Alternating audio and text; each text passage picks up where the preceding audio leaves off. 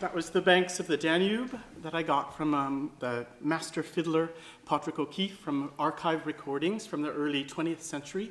I got into this from Ronan Brown, the wonderful piper, who talked to us about hearing these wonderful old melodies and the style that they were played in.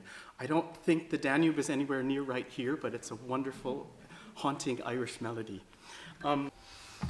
I'll move on to a different version of Ben Dovanglenna, which I got from the new version of the Petrie collection, who talks about Bunting finding this tune or getting this tune, and as usual, Petrie says, Bunting barred this incorrectly. And of course, then it was used by Thomas Moore and others, and everyone got used to the way that it sounded.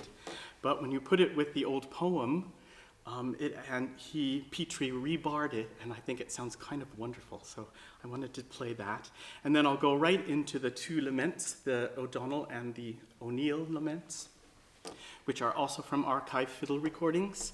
It seems it's possible these were harp laments that came from the north during the Jacobite Wars and were brought to the south, and then ended up in the fiddle tradition down in Kerry. So.